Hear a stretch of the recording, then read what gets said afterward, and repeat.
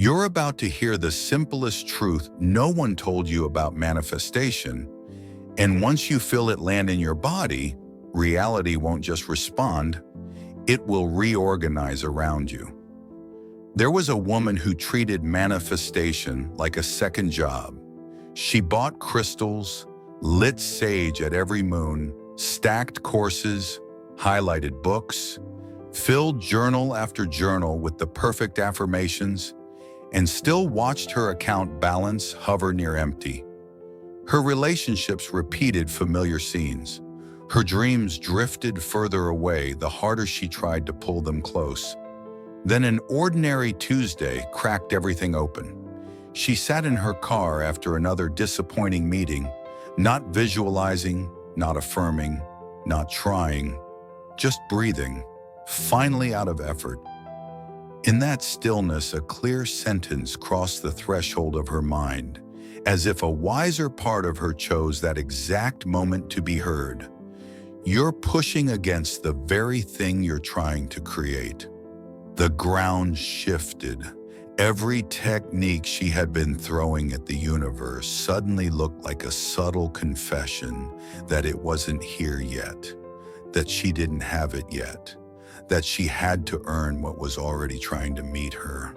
That afternoon, she stopped performing and started allowing. She didn't quit desiring, she quit wrestling. And the moment she softened, what she wanted started moving toward her with the same intensity she had been reaching for it. What you want is not separate from you. You don't need to convince it, chase it, prove your worth to it, or bribe the cosmos with more rituals. Your desire is already extending toward you through the quantum field, and the only question that matters is whether you're vibrationally available to receive what is already yours. To live that question, you have to rewire how you relate to desire itself. From childhood, you were trained to pair wanting with not having. If you wanted it, that meant it was missing. If you desired it, that meant you were incomplete. If you needed it, that meant something was wrong. Those aren't just ideas, they're nervous system programs. Watch what your body does when you think about something you really want. Notice the tiny brace in your chest, the urgency under your ribs, the quiet hurry in your breath. That subtle contraction is the frequency of lack. It's not proof you're broken. It's proof you were conditioned to treat desire like evidence of separation. But what if desire isn't proof of what's missing? What if desire is proof of connection? In the quantum field, there is no empty space. What looks like emptiness is a humming sea of potential. Your desires rise from that sea the way a wave rises from the ocean, not separate from it, made of it. When a desire appears in your awareness, it isn't pointing at a hole in your life. It's pointing at a doorway that's ready to open. This flips everything. Desire stops being a problem to solve and becomes an invitation to receive. It stops being a report card and becomes a roadmap. It stops being a wish list from your ego and becomes a transmission from the field about what's ready to express through you. People make manifestation complicated because they were taught that struggle proves value. They stack technique on technique, hoping effort turns into speed. But the field doesn't respond to effort. It responds to coherence. It doesn't mirror your desperation. It mirrors your alignment. Not your wanting, your being. Imagine two tuning forks. Strike one and the other begins to sing in resonance if they share the same frequency. They don't try to match. They entrain because that's what vibration does. Your consciousness is a tuning fork broadcasting your dominant state, your felt emotions, your practiced expectations, your nervous system's sense of safety. Everything you desire vibrates at its own signature.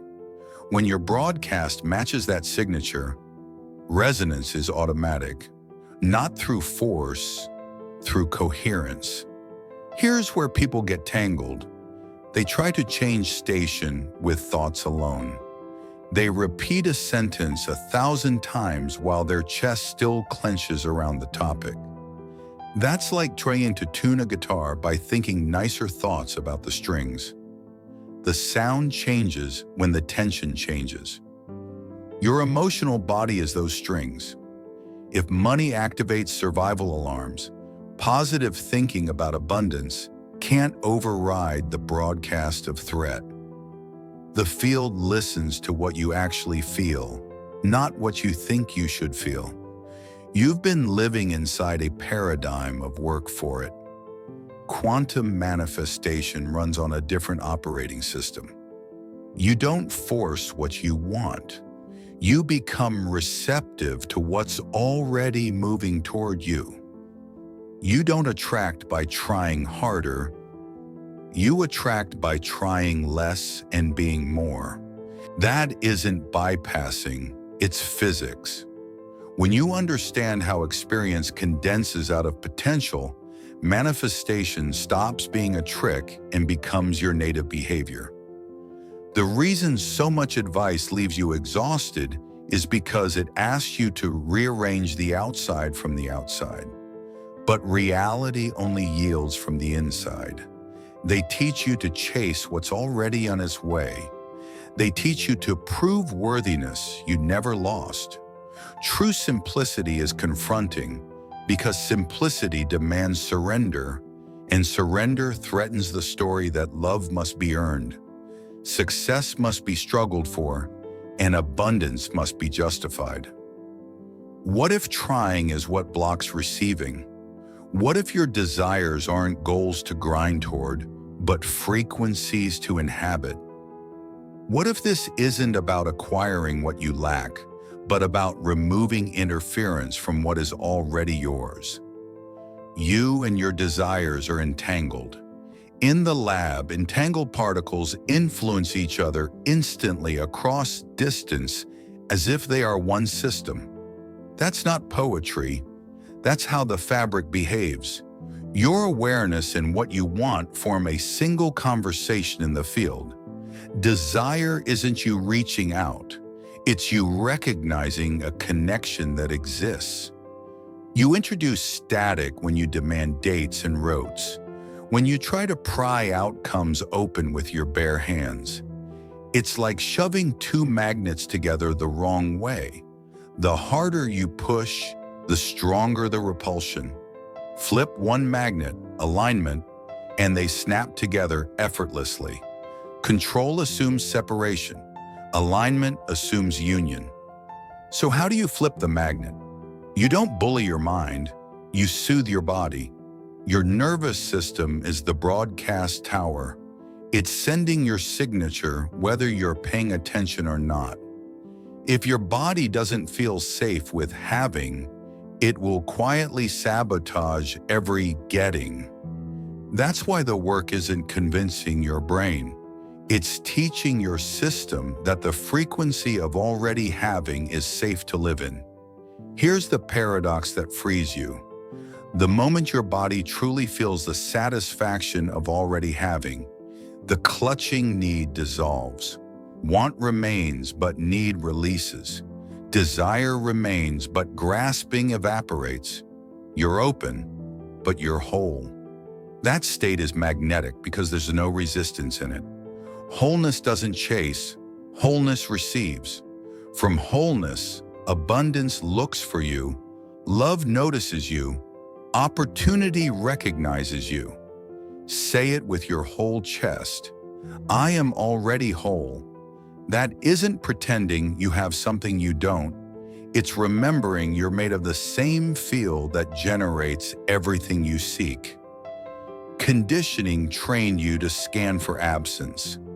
Recognition trains you to register what's already present, because recognition is the bridge between potential and form. Try this right now.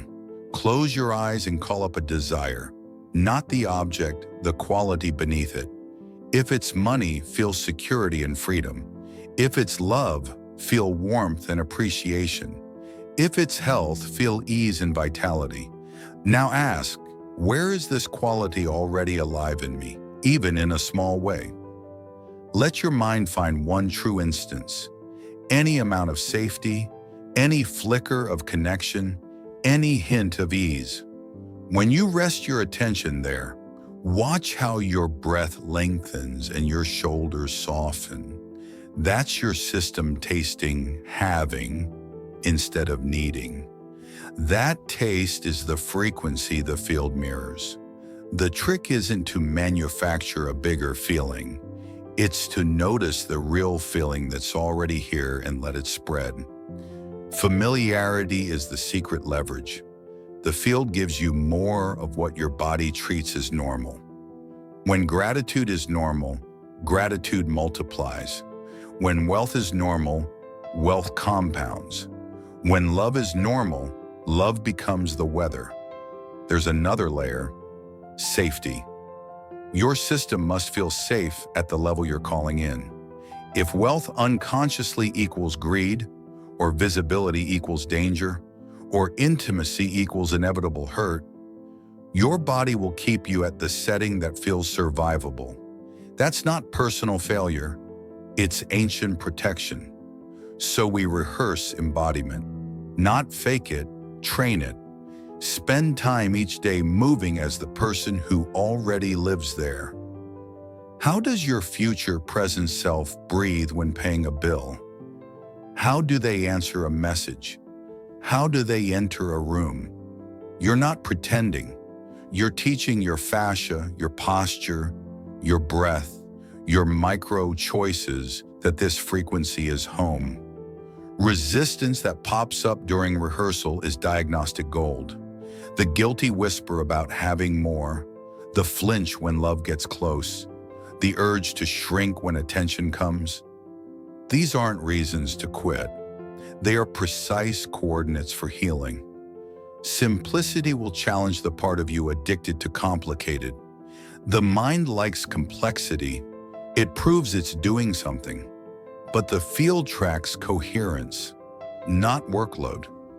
The practices that work remove friction. 5 clean minutes of stillness will outcreate 5 frantic hours of technique.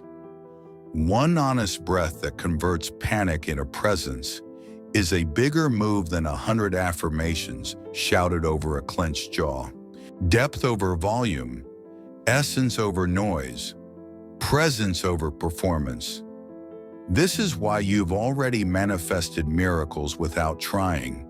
Your breath works, your heart beats, your cells repair with zero effort because you're aligned with the intelligence that runs them. When you align with the same intelligence in money, love, and purpose, they begin to behave like breath, natural, rhythmic, reliable. Let's release the 5 stories that kink the hose. First, good things take time. Time is a coordination tool, not a cosmic law. The field doesn't move slowly. We shift slowly when we're half in, half out. When identity, safety, and frequency line up, change is instantaneous. Second, I have to suffer to grow. Pain isn't a passport stamp. Joy carries just as much voltage for expansion, often more, because the nervous system learns faster when it feels safe. Third, material desires are less spiritual.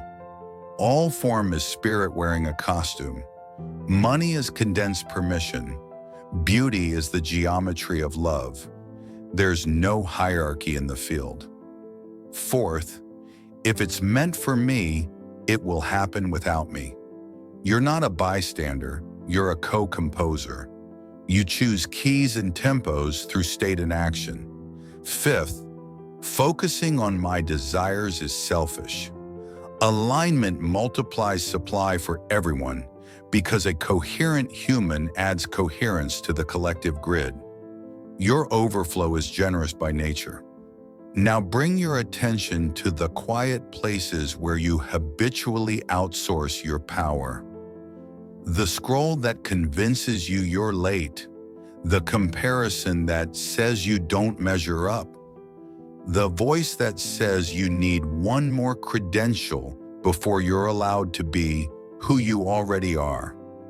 None of that is the field. That's static. When you clear the static, you hear the hum that's been underneath your whole life. The hum of already. Already supported in small ways. Already loved in unexpected ones. Already guided by improbable strings of right place, right time. The more you register that hum, the louder it gets, and the more your world starts behaving like it was waiting for you to notice. What happens when you stop performing for reality and start partnering with it? People who match your new rhythm appear out of nowhere. Emails arrive that should have taken months. The conversation you were avoiding turns into the door you needed. You don't become a different person. You stop arguing with the one you're in the timeline where it works. And yes, challenges still visit. The difference is that they don't destabilize you. They become calibration tools. A bill becomes a breathing exercise in wealth. A tough talk becomes a loving boundary in action. A slow week becomes a Sabbath for the nervous system. Your old triggers used to pull you back into the frequency of not yet. Now they remind you to return to already. That's mastery. Not never wobbling, but returning faster every time. Here is a daily cadence that quietly rewires everything without turning your life into a retreat. Upon waking, before you touch your phone, feel for one thing that is already enough. Let your body taste having for 30 uninterrupted seconds. As you move through morning tasks, practice one physical cue of your chosen identity. Shoulders unarmored, jaw soft, breath lower and slower. When money touches your day, relax your belly for 3 seconds before you act. When love touches your day, hold eye contact a heartbeat longer than is comfortable. When fear touches your day, pause for a single conscious exhale and ask, what would be the most coherent next inch? At night, name 3 places the day said yes that you would have missed last year. Do this not as superstition, but as nervous system education. This is normal now. Normal is what multiplies. Let's go one click deeper into selection. The many worlds picture isn't a metaphor, it's a map. All outcomes exist. Consciousness selects. Selection isn't a chant, it's a consistency. You select by living as if it's already how it goes here. When doubt asks for proof, give it pattern instead. In this house, we breathe before we decide. In this house, we spend from sufficiency. In this house, we tell the truth kindly and receive the truth bravely. These micro laws turn you into a stable attractor. The field loves stability. It snaps to it. You won't be perfect. You don't need to be. Consistency beats intensity because consistency trains safety, and safety frees voltage. Notice what begins to fade when you stop feeding it. The compulsion to over-explain, the habit of apologizing for existing, the reflex to brace for worst-case outcomes. In their place, clean no's that protect your yes, faster recovery after wobbles, and a baseline gratitude that doesn't depend on circumstances. Gratitude here isn't a performance. It's a side effect of alignment. You will also notice how certain dynamics fall away. Some people who loved the old version of you won't love the new rhythm. Bless them and keep walking. Coherence is not cruelty, it's clarity.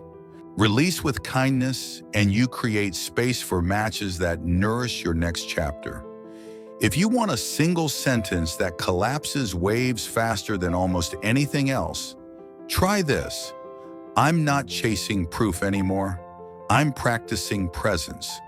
Proof comes after presence because presence creates proof.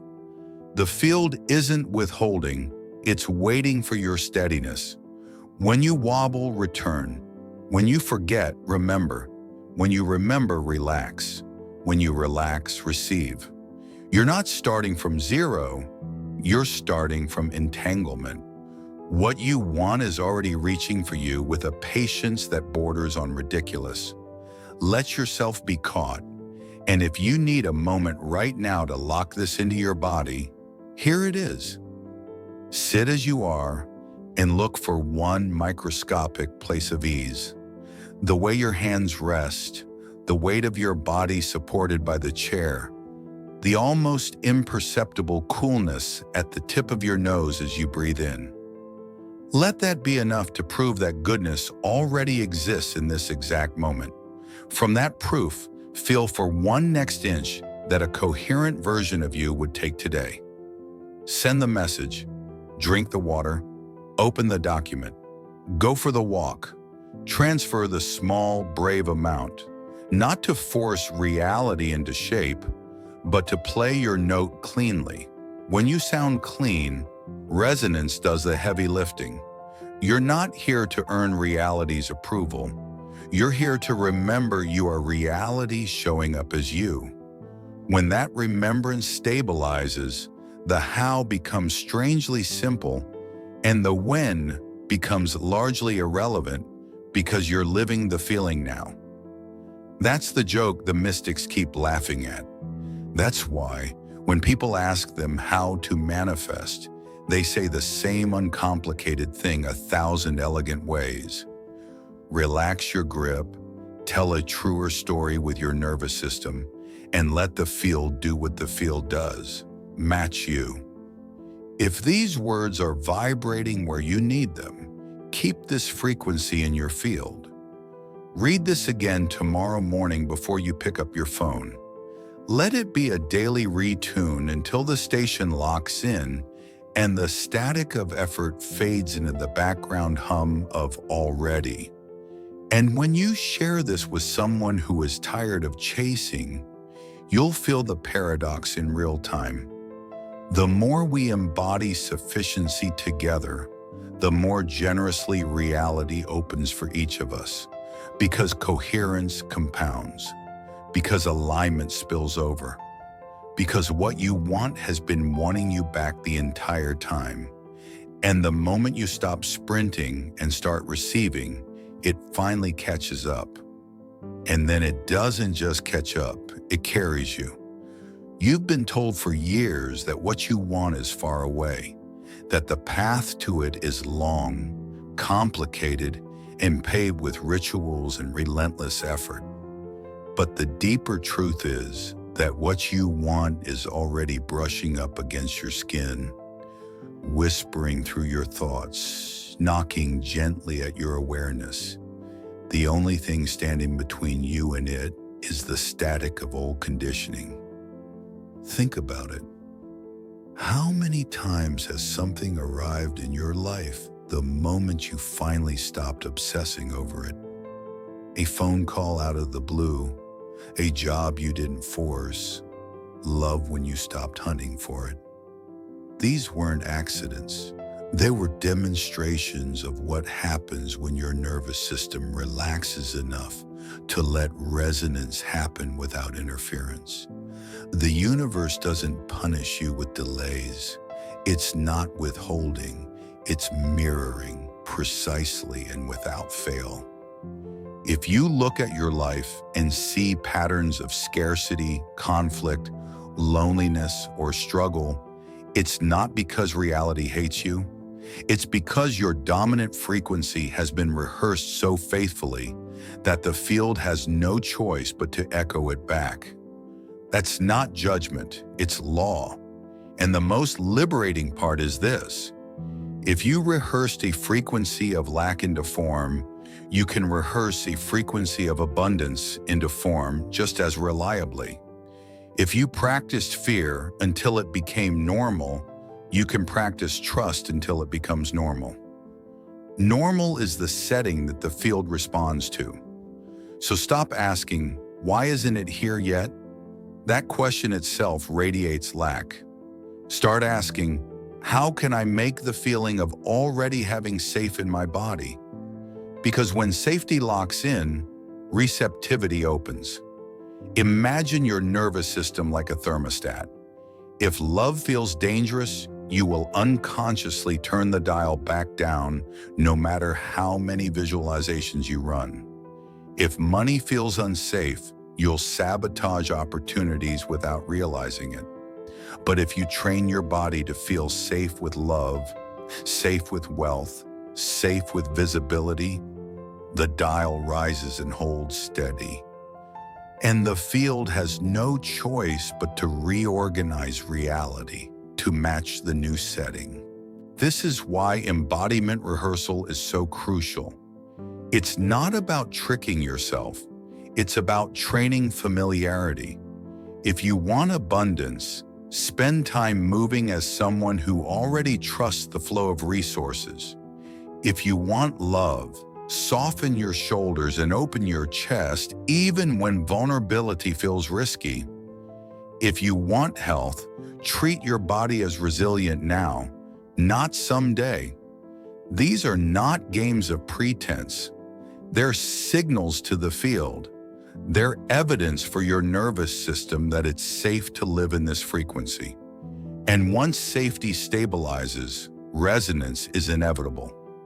Every great mystic, every master who ever spoke about creation pointed back to the same thing: simplicity. They used different metaphors, different languages, but the message was the same: stop complicating, stop striving, start being. The power is not in the hours of effort. The power is in the quality of alignment. One moment of true coherence can collapse waves faster than months of frantic practice. One honest breath that drops you out of panic into presence carries more magnetic weight than 1,000 hollow affirmations. And here's the secret your mind resists. Reality doesn't need time. You need time because you wobble. The field would give it to you instantly if you could hold the frequency instantly. The gap isn't cosmic, it's personal. And that's empowering because it means the power has been in your hands, or rather in your breath, all along. So pause right now. Imagine the thing you've been chasing. See it, feel it. Now, instead of grasping for it, ask, if this were already true, how would my body sit? How would my chest feel? How would my breath move? Do that. Let the state be here now. That's manifestation, not the ritual, not the endless craving, but the subtle choice to embody now what you thought required later. And as you do this day after day, your life shifts. Slowly at first, then all at once. People notice something in you. They call it confidence or magnetism or luck. But it's not luck, it's law. They feel your coherence. They sense your steadiness. They respond to your broadcasts, often without knowing why. And opportunities rearrange themselves around you, not because you beg for them, but because you finally tune to the channel where they've been waiting the whole time. What you want has been circling you like a satellite, waiting for a clear signal. And the moment you stop jamming your own frequency with doubt and force, it locks in. That's the simplicity no one told you. That's the quantum shortcut. You are not climbing a mountain. You are tuning a dial. Most people don't realize that the reason they struggle with manifestation isn't because it doesn't work. It's because it always works. Reality is always matching them, faithfully, relentlessly, even when they don't like the match. You've never had a single day where the field failed to mirror you. The issue is that you've been broadcasting static instead of a clean signal. Imagine a radio station that keeps cutting in and out because you're tuning between two frequencies at once. One part of you wants love, another part of you braces for rejection. One part of you calls in wealth, another part of you trembles with fear of loss. The result is interference. The signal never gets clean enough for the song to play. This is why divided desire is the great sabotager. You can't collapse a timeline you don't fully stand in. The quantum doesn't respond to the loudest voice in you. It responds to the dominant frequency. That's why you can chant affirmations all day, but if your body still hums with old trauma, the trauma wins. It's not louder, it's deeper. The field measures depth, not volume. And so the real work is coherence, bringing every layer of you, mind, body, emotions, nervous system, soul, into one clear vibration. When that happens, reality has no choice but to fall in line. So how do you build coherence? First, awareness. Stop running from what you're actually broadcasting. Feel it. Watch how your body tightens around certain topics. Listen to the words you repeat unconsciously when no one is listening. Notice the small ways you shrink or rush or apologize for existing. These are not quirks. They are frequencies. Second, regulation. Learn how to soften those contractions. Breathe into the tightness. Move when your body freezes. Pause when your mind spirals. Give your nervous system new evidence that it's safe to be open, safe to be seen, safe to receive. Third, repetition. This isn't a one-night ritual. It's a steady rehearsal. Every day you teach your body what already feels like, and every day it becomes more normal. Eventually it stops being practice and starts being identity. When identity shifts, manifestation is no longer something you do. It's something that happens through you. You stop saying, "I want to manifest abundance," and start realizing, "I am the person through whom abundance naturally flows." You stop begging for love and start radiating love so clearly that the world has no choice but to reflect it. You stop straining for success and start embodying success so fully that opportunities become gravitational. This is the quantum flip, from seeker to signal, from beggar to generator. And here's the paradox. When you truly stabilize in that identity, the pressure to get dissolves.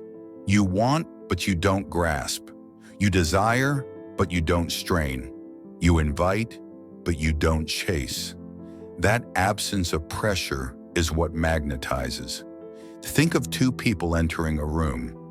One is desperate for attention, the other is simply at ease in themselves. Who draws more eyes? The one who doesn't need it. The field works the same way. When you don't need it, it flows. When you clutch at it, it runs. This is why surrender is not weakness. Surrender is the ultimate magnetism. It's you telling the field, "I already trust the intelligence of reality to arrange what matches me." And the field always delivers on trust faster than it delivers on control. Control is static. Trust is clarity. Clarity collapses waves. But what about doubt? Because no matter how much you practice, the human mind asks, "What if it doesn't work for me?" Here's the secret. Doubt isn't a block, it's an invitation. Every time doubt arises, it's a signal that your nervous system is brushing up against expansion. It's not proof you're failing, it's proof you're growing. When doubt comes, don't wrestle it. Thank it. Feel it. Then breathe into the state you're choosing anyway. Doubt doesn't cancel the signal unless you feed it more than you feed trust. Let doubt be background noise while trust is the melody. The field follows melody. And now let's stretch even bigger, because manifestation isn't only about getting a car, a partner, a paycheck. Those are side effects. Manifestation is about remembering that you are consciousness selecting among infinite realities. Every choice you make is a vote for a timeline. Every belief you hold is a tuning fork. Every emotional state is a command to the field. So when you rehearse coherence, you're not just calling in stuff, you're shifting worlds. Right now, there's a version of Earth where you are thriving. There's a version where you are struggling. There's a version where you are indifferent. All exist. Which one collapses into form depends on which version of you you're willing to be. And don't underestimate the ripple effect. Every time you shift your frequency, you don't just shift your life, you shift the collective field. Other people feel your coherence, often without knowing why. They soften around you. They find courage around you. They remember their own power in your presence. This is how one person's alignment becomes a contagion of coherence. Your abundance is not selfish, it's medicine. Your love is not indulgent, it's instruction. Your peace is not isolation, it's permission. You radiate what you stabilize in, and others recalibrate when they meet it. That is how personal manifestation becomes planetary healing.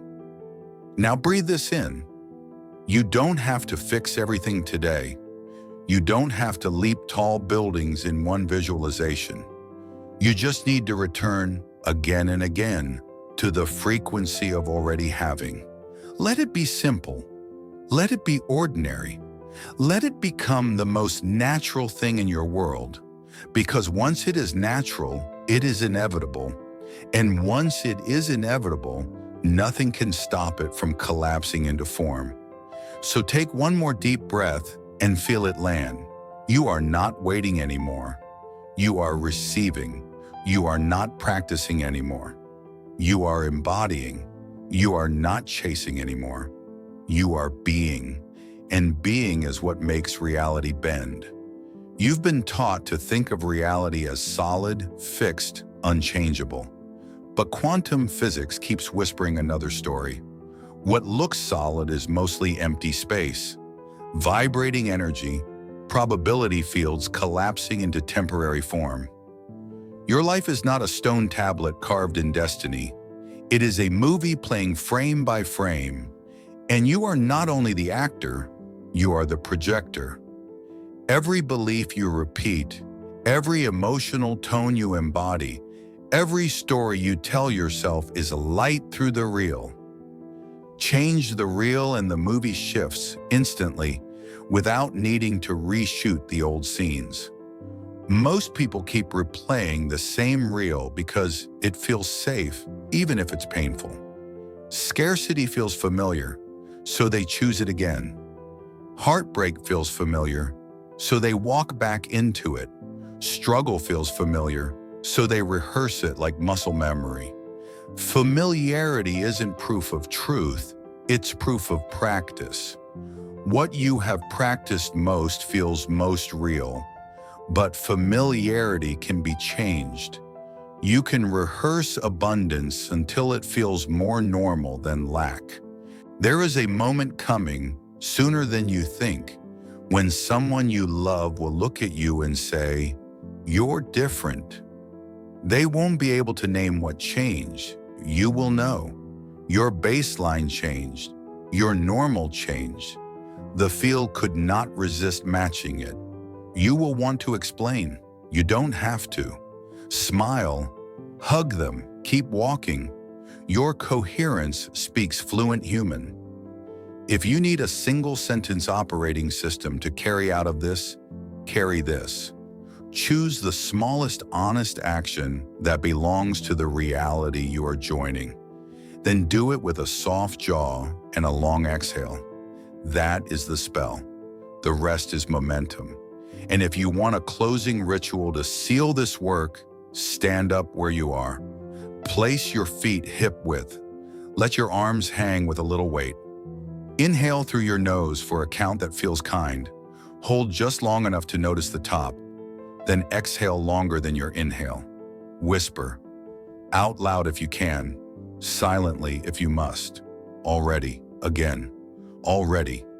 Once more. Already. Now take one step forward. Don't dramatize it, just step. You just taught the field a sentence with your whole body. I move as one who already is. There is nothing left to beg for. There is only life left to live, cleanly, coherently, generously. You are not at the mercy of a mysterious machine. You are in a conversation with an intelligent field that adores clarity. Give it clarity. Give it kindness. Give it rhythm.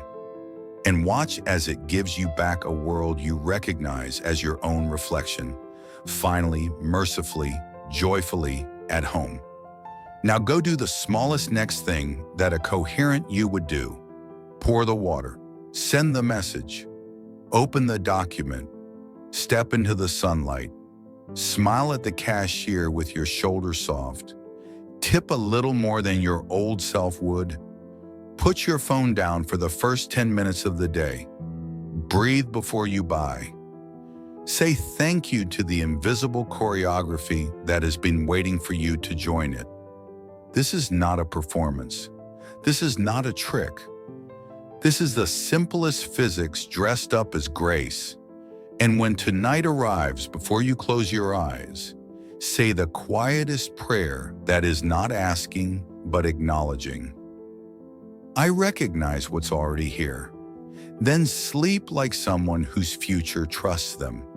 Because it does.